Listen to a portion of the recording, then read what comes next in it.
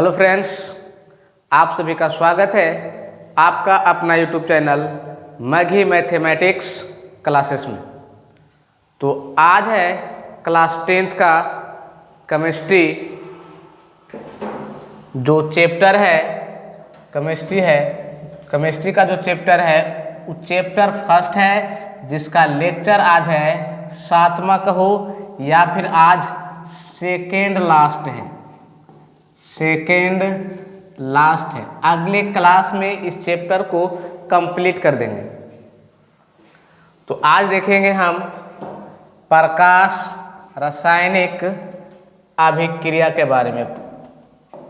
प्रकाश रासायनिक अभिक्रिया, जिसको इंग्लिश में कहा जाता है फोटोकेमिकल रिएक्शन, मतलब ये जो अभिक्रिया है जो सूर्य के प्रकाश की उपस्थिति में घटित होता है, सूर्य के प्रकाश की उपस्थिति में घटित होता है। तो हम इसको परिभाषा लिखेंगे, वैसी रासायनिक अभिक्रिया जो सूर्य की प्रकाश की उपस्थिति में घटित होती है, सूर्य के प्रकाश की उपस्थिति में घटित होती है।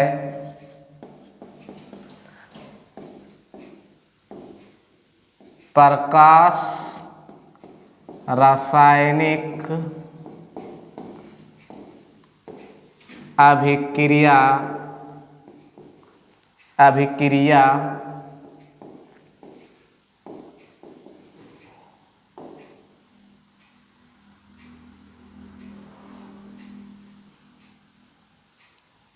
प्रकाश रासायनिक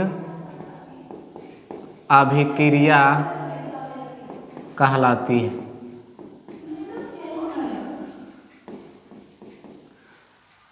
कह रहा है वैसी रासायनिक अभिक्रिया जो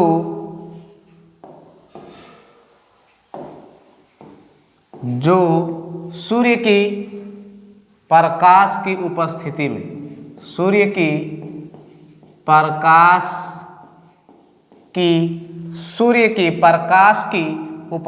में उपस्थिति में घटित होती है, प्रकाश रासायनिक अभिक्रिया कहलाती है। अगर इसका एग्जाम्पल देखा जाए तो जैसे में लिखेंगे, जैसे अगर हम सिल्वर क्लोराइड को सूर्य की प्रकाश की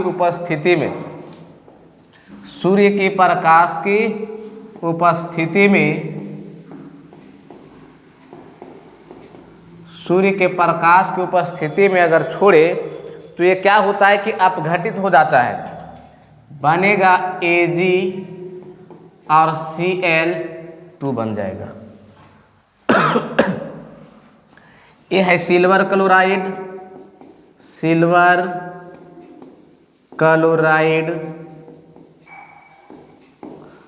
ये हो गया है सिल्वर और ये हो गया है क्लोरीन।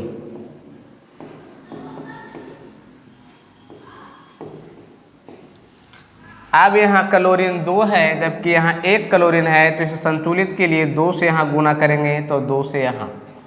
काहे कि जब सिल्वर क्लोराइड सूर्य के प्रकाश की उपस्थिति में आया तो क्या हुआ, घटित हो गया, टूट करके सिल्वर अलग और क्लोरीन अलग हो गया है। इसी प्रकार इसका एक एग्जाम्पल और है,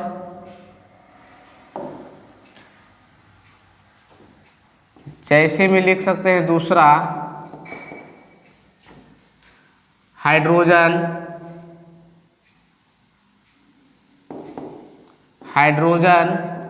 को अगर हम क्लोरीन के साथ सूर्य के प्रकाश की उपस्थिति में छोड़ दें, सूर्य के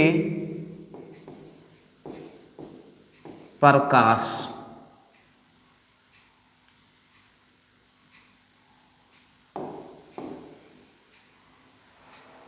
सूर्य का प्रकाश की उपस्थिति में अगर छोड़ दें तो ये दोनों आपस में क्या करेगा, बना लेगा HCl। आप इधर देखें तो हाइड्रोजन 2 है, क्लोरीन 2 है, इधर 2 बनाने के लिए क्या करेंगे, 2 से गुना।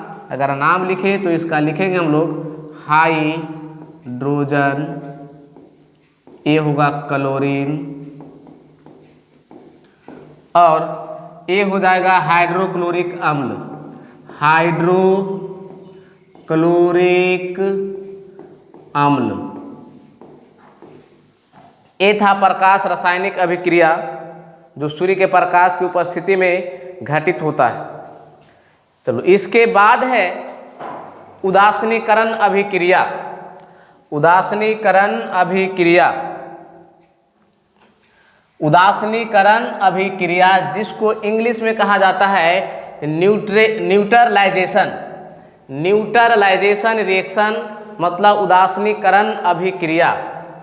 ये सबसे एकदम सिंपल है कि जब कोई अम्ल को क्षार के साथ अभिक्रिया करा दी जाती है तो लवण तथा जल बनता है। तो परिभाषा इसका लिखेंगे, वैसी रासायनिक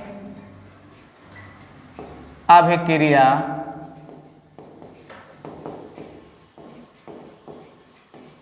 जिसमें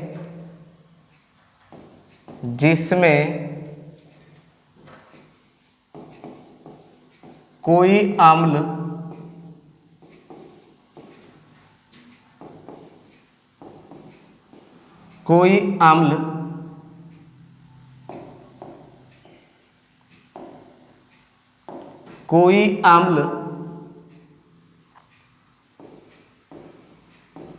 तथा क्षार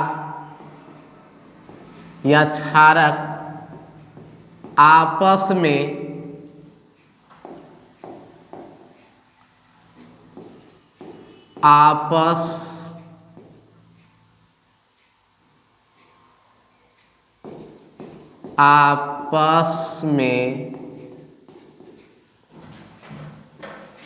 अभिक्रिया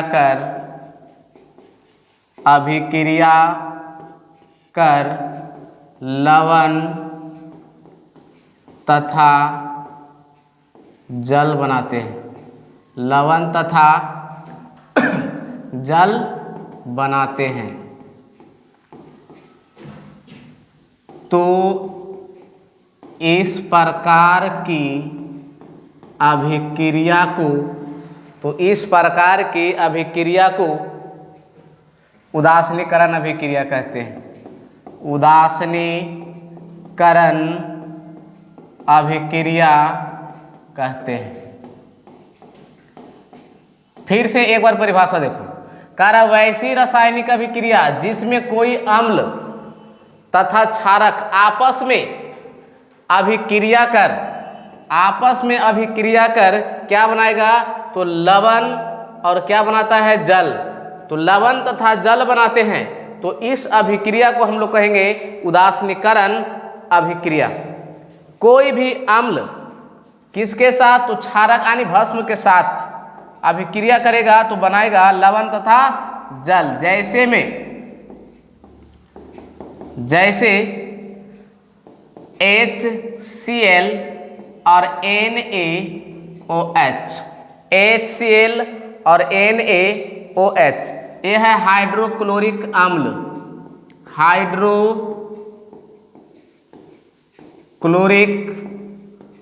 अम्ल, और ये है सोडियम हाइड्रोक्साइड, सोडियम हाइड्रोक्साइड। आपस में सब रिएक्शन करके क्या बनाएगा, तो कह रहा है लवण तथा जल। तो यहाँ से बनाएगा NaCl और H2O, ये हुआ जल, और ये हो गया sodium chloride, sodium chloride. Ride. देखो ये रिएक्शन कैसे करता है।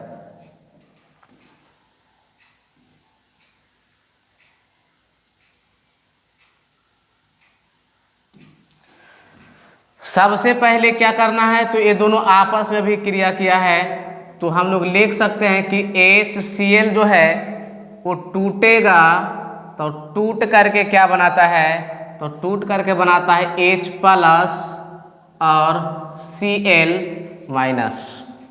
उसी प्रकार NaOH जब टूटता है तो ये टूट करके, चूंकि ये सब क्या है, ये अम्ल है और जल में घुलेगा, तो जल में घुल करके H आयन देगा और क्लोरीन आयन देगा।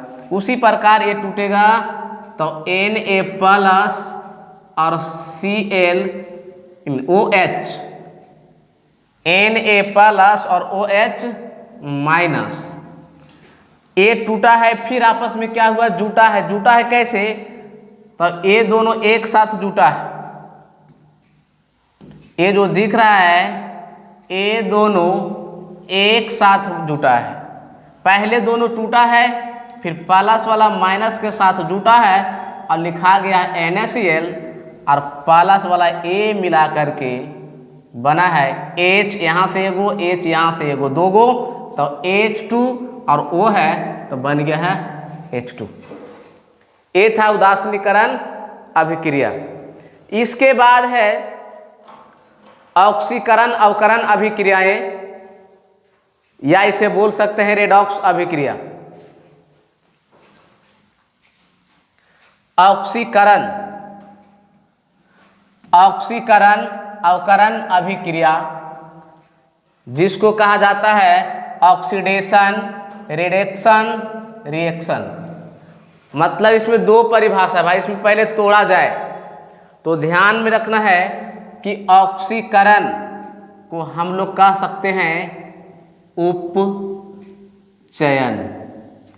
ऑक्सीकरण का दूसरा नाम उपचयन और अवकरण का दूसरा नाम होता है अपचयन। उपचयन, ऑक्सीकरण का उपचयन कह सकते हैं, अवकरण को अपचयन भी कह सकते हैं। मतलब उपचयन को कह सकते हैं ऑक्सीडेशन रिएक्शन, और इसको कहेंगे रिडक्शन रिएक्शन। तो पहले दोनों को परिभाषा हम अलग अलग देखेंगे। चलो सबसे पहले हम देख लेते हैं ऑक्सीकरण।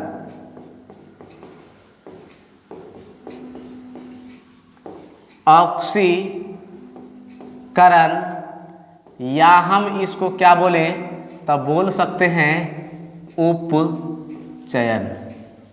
उपचयन इसमें क्या होता है, तो किसी भी तत्व के साथ ऑक्सीजन का जुड़ना।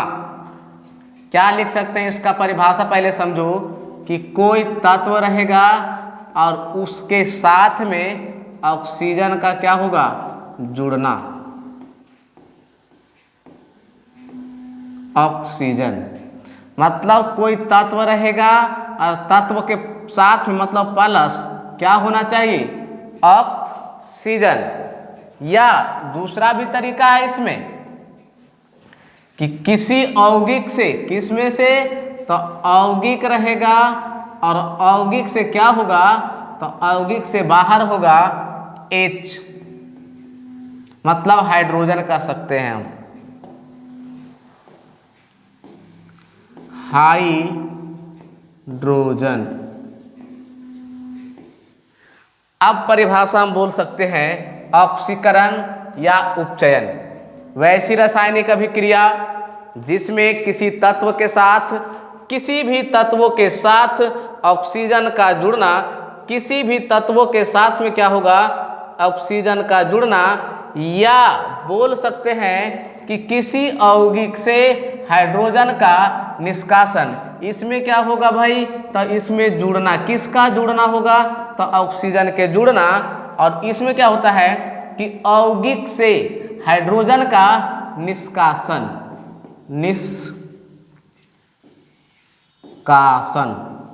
हाइड्रोजन का निष्कासन या निकलना क्या कहलाता है? तो वो कहलाता है ऑक्सीकरण या उपचयन अभिक्रिया। फिर से एक बार कि ऑक्सीकरण या उपचयन अभिक्रिया किसको कहते हैं? तो वैसी रासायनिक अभिक्रिया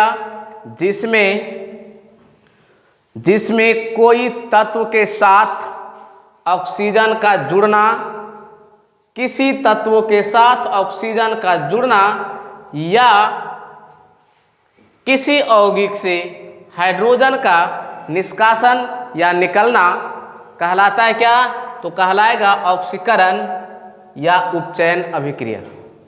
दूसरा समझते हैं अब अवकरण। अवकरण या इसको बोल सकते हैं अवकरण को अपचयन। इसमें क्या होगा? तब किसी तत्व के साथ हाइड्रोजन का जुड़ना, हाइड्रोजन का जुड़ना, या दूसरी ओर बोल सकते हैं कि किसी यौगिक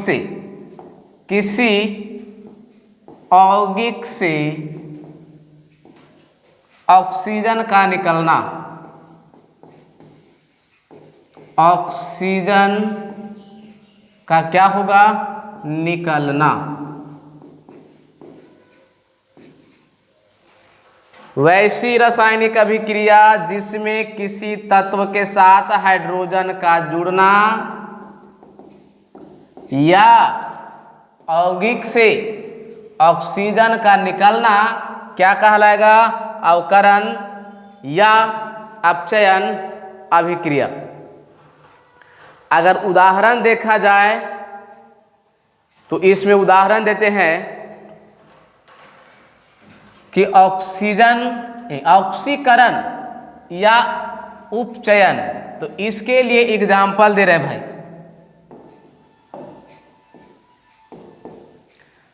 कि अगर कॉपर को ऑक्सीजन के साथ, अब यहाँ जो कॉपर है वो तत्व है, तत्वों के साथ में कौन जुड़ने वाला है? तो जुड़ने वाला है O2 मतलब ऑक्सीजन। अब ये जुड़ करके बनाएगा CuO कॉपर ऑक्साइड। अब यहाँ जुड़ने का काम किया है, जुड़ रहा है, और जब जुड़ गया है तो क्या बनेगा? कैसा विक्रिया है? ऑक्सीकरण। संतुलित के लिए क्या करेंगे? तो यहाँ 2 से गुना करेंगे, तो यहाँ भी कितना से? 2 से। उसी प्रकार ये तो हो गया है कि तत्वों के साथ में ऑक्सीजन का जुड़ना। एक और है कि अगर हम कार्बन के साथ में, मतलब कार्बन को अगर हम ऑक्सीजन में जलाएं तब क्या बनेगा? CO2 carbon dioxide. तो ये भी है ऑक्सीकरण या उपचयन अभिक्रिया का उदाहरण है। उसी प्रकार कार्य है अवकरण या अपचयन का। तो इसका जो एग्जाम्पल देंगे ये भी बहुत साधारण है।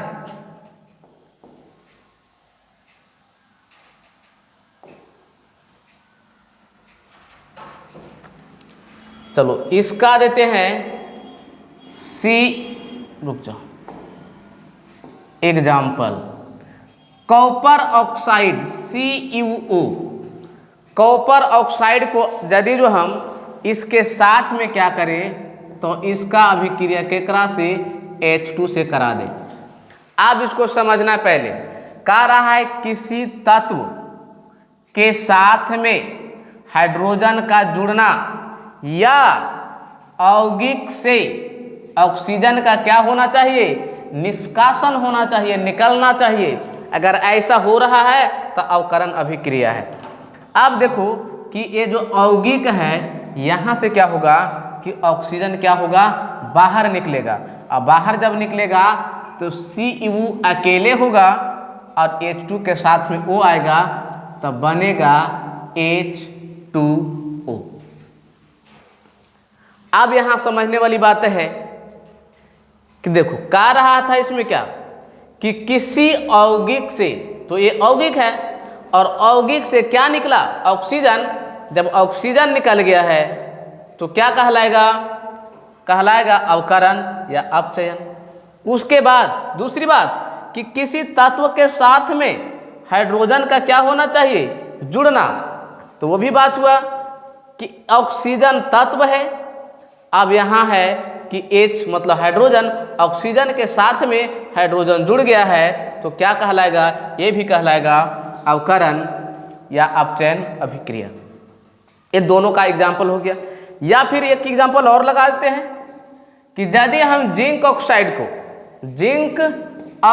को मतलब ZnO को यदि जो हम कार्बन के साथ कराएं तो कार्बन यहाँ हमारा एक तत्व है, इनके साथ में क्या होगा तो ऑक्सीजन जुड़ेगा तो क्या बनाएगा, तो Zn यहाँ अकेले होगा, इसके बाद क्या होगा CO होगा। अब देखो कह रहा है क्या कि ये जो यौगिक है इसमें से, मतलब ये यौगिक है, यौगिक में से O मतलब ऑक्सीजन, ऑक्सीजन का निकलना मतलब निष्कासन। अब जिंक के साथ में ऑक्सीजन है तो जिंक से ऑक्सीजन क्या हुआ, निकल गया बाहर, तो हम लोग क्या कहेंगे, अवकरण या अपचयन अभिक्रिया। तो परिभाषा इसका सिंपल साधारण है, इसका परिभाषा एक बार और बोल देते हैं और इसका भी बोल देते हैं कि वैसी रासायनिक अभिक्रिया जिनमें किसी तत्व के साथ ऑक्सीजन का जुड़ना या हाइड्रोजन का, किसी यौगिक से हाइड्रोजन का निकलना ऑक्सीकरण अभिक्रिया कहलाती है। और दूसरी कि अवकरण या अपचयन, तो वैसी रासायनिक अभिक्रिया जिसमें किसी तत्व के साथ में हाइड्रोजन का जुड़ना या यौगिक से ऑक्सीजन का निकलना या निष्कासन क्या कहलाएगा, तो अवकरण अभिक्रिया। अब ये दोनों जब एक साथ होता है, क्या, जब दोनों एक साथ होता है तब जाकर के कहलाता है रेडॉक्स अभिक्रिया। क्या कहलाएगा, तो एक होता है रेडॉक्स अभिक्रिया, रेडॉक्स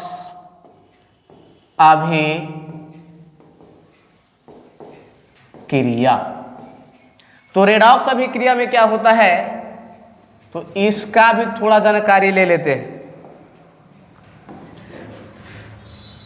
इसमें है कि ऑक्सीकरण और अवकरण, तो इसी के हिसाब से परिभाषा यहाँ होगा कि वैसी रासायनिक अभिक्रिया जिसमें ऑक्सीकरण एवं अवकरण, वैसी रासायनिक अभिक्रिया जिसमें ऑक्सीकरण एवं अवकरण अभिक्रियाएं दोनों हमेशा साथ साथ होती है या सदैव साथ साथ होती है तो क्या कहलाएगा, रेडॉक्स अभिक्रिया,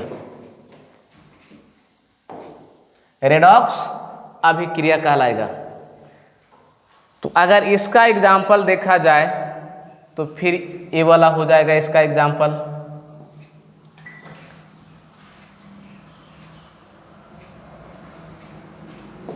CuO प्लस H2 बनेगा Cu प्लस H2O। एक काम यहाँ से कि जब यौगिक से ऑक्सीजन निकल गया है, यौगिक से ऑक्सीजन निकला है, मतलब यौगिक से कौन निकला है, ऑक्सीजन। जब ऑक्सीजन निकला है तो अगर हम यहाँ से अगर इसके साथ बात करें तब ये हमारा क्या होगा, अवकरण, अवकरण होगा। और अगर इसके बीचों में देखा जाए तो यहाँ क्या हुआ है कि किसी तत्व के साथ ऑक्सीजन का जुड़ना, अब यहाँ हाइड्रोजन के साथ में ऑक्सीजन जुड़ गया है तो ये क्या कहलाएगा, ये कहलाएगा ऑक्सीकरण,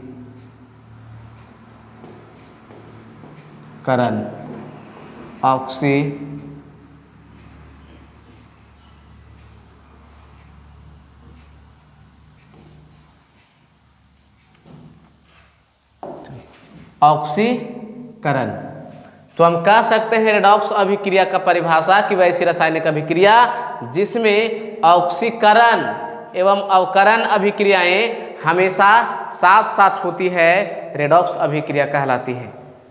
ये रेडॉक्स अभिक्रिया का एग्जाम्पल हो गया। तो बच्चों आप लोग का ये वीडियो कैसा लगा? अगर वीडियो अच्छा लगा और अगर इस चैनल पे आप नए हैं तो चैनल को सब्सक्राइब करें तथा बेल आइकन को दबाना ना भूलें और साथ में अपने दोस्तों के साथ शेयर करें। तो ये सेकेंड लास्ट था,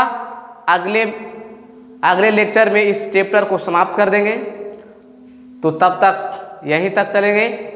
thanks for watching this video.